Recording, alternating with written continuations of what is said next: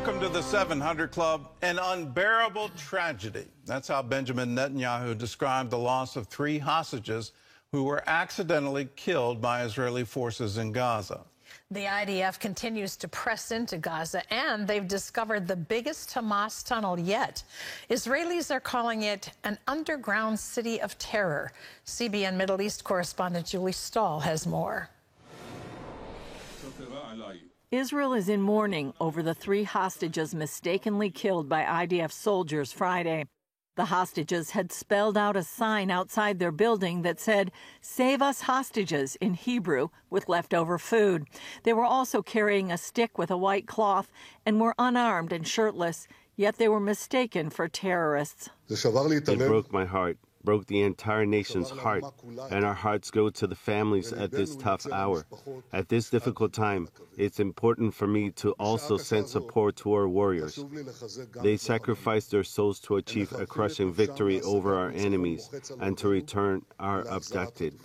In an address to the nation, Netanyahu said military pressure is necessary to free the hostages. We will learn the lessons, we will apply the lessons, and we will not let go of the military and political effort to bring all the hostages home.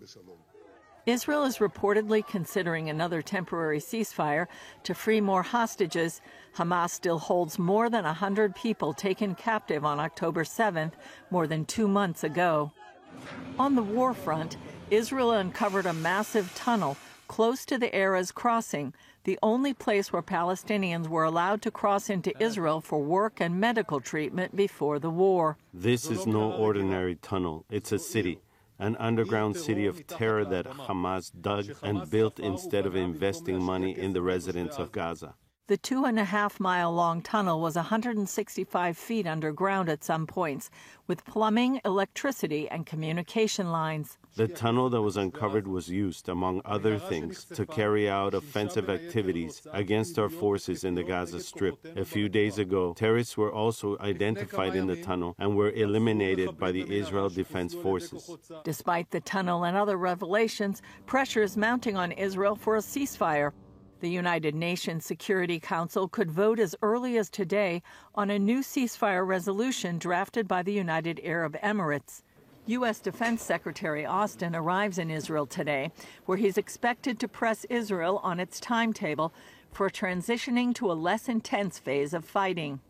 Israeli Foreign Minister Eli Cohen met with his French counterpart Catherine Colonna in Tel Aviv, who called for an immediate ceasefire to free more hostages and deliver more aid to the people of Gaza. An immediate truce is necessary. Israeli Prime Minister Benjamin Netanyahu says Israel will press ahead until its objectives are met. We will achieve all of our goals, the elimination of Hamas, the release of all of our hostages, and a promise that Gaza will not once again become a center of terror, incitement against the State of Israel, and attack the State of Israel. Julie Stahl, CBN News, Jerusalem. Well, the pressure should not be on Israel. The pressure should always be where it rightfully belongs.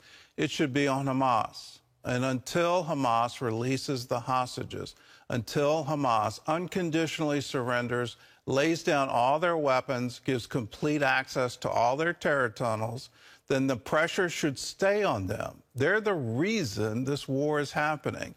And the world needs to recognize that. Do I have sympathy for the civilians who are being killed in this? Absolutely. But it's Hamas that's the problem. It's not the IDF. It's Hamas that attacked. And Israel has a right to defend itself and to make sure it's never attacked again. Ceasefires just allow Hamas to reload. And in that reloading, who are the oppressed people? The Palestinian people. They're the ones suffering under Hamas. Hamas has to go, and it has to go now. More than 450 Israeli soldiers have died in the war. Nearly 4% of Israel's population is now serving in the military. And Caitlin Burke reports, dying in defense of the nation has always been a risk of daily life in Israel. All Israeli citizens over the age of 18 are required to serve in the military, with very few exceptions. The mandatory service began with the establishment of the Jewish state in 1948. And now, 75 years later, it's still considered essential to the security of Israel. I remember when I was maybe 5 or 6 years old, I had a conversation with my father, and I asked him, what would I do in the army when it would be my time to go to the army? And he then told me an answer that I think many Israelis in different generations heard from their parents. And he told me that he hopes that when I would be 18 and it would be time to go to the army, we wouldn't need the army anymore. A dream that has yet to become a reality. Aya Elia's father saw all of his children join the Israel Defense Forces, and one never came home. My brother, it was September 1997, and it was a special military mission of the Israeli commando, I guess what you call the Navy SEALs. And there were 16 warriors going inside Lebanon, inside a small village called Ansariya, when they walked inside a Hezbollah ambush. They started fire. Eventually that night, 11 warriors of that initial 16 were killed. One of them were left behind. This is my older brother, Itamar. Hezbollah held on to his remains for another 10 months before his body was brought back. As part of her healing process, Aya recently released a documentary called Knock on the Door, a phrase which she says Israelis instantly recognize. This is something we live. We live in the waiting, the horrific waiting for that knock, because the death of soldiers is so common and something so inherent to the Israeli day-to-day life. While all Israeli families must prepare for the news of loss, they aren't left alone to deal with it. When Ronnie Mermelstein's brother died in combat, she recalls support her family received as one of her most vivid memories. One of the most important things that I remember is that our house was full of people, and friends and family, and also people that we don't know who came to our house to support the family.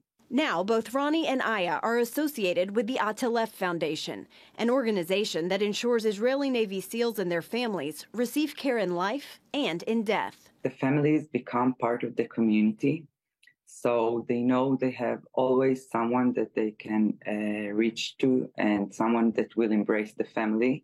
The foundation's sister organization, American Friends of Israeli Navy SEALs, has raised millions of dollars since this current war began to provide families of soldiers with multiple needs, from housing to child care.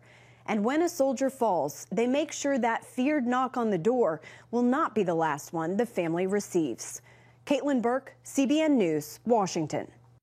Well, that's an inside look at life in Israel and the reason that life exists in Israel. The reason that the knock on the door can happen is the murderous ideology of the Palestinians. And whether it's coming from Hamas or the Palestinian Authority, where the PA literally rewards the families of terrorists, and they reward them based on the number of Israelis that a terrorist kills.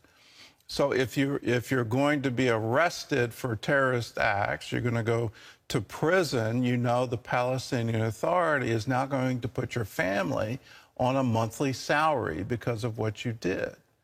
This is horrific ideology. And to hear it on college campuses that somehow Israel is a colonial power or a apartheid state, the apartheid state is the Palestinian Authority. If you're Jewish, you can't live there. If you're Jewish, you can't work there. If you're Jewish, you can't visit there. They won't let it happen. And here's something that many people don't know. If you're a Palestinian and you sell land to a Jewish person, it's a capital offense. They're going to try you, they're going to convict you, and they're going to execute you because you sold something to a Jew. If that's not apartheid, if that's not horrible, I don't know what is. Let us as Christians stand with Israel and say, not on our watch. You don't get to do this. You don't get to perpetrate these kinds of lies to say it's an apartheid colonial state. You don't get to march through our cities and say from the river to the sea. There is no context for that. I will disagree with all of those university presidents that said there's some kind of context for it. There is no context for that. You're calling for the genocide of the Jewish people. It needs to stop, and it needs to stop today.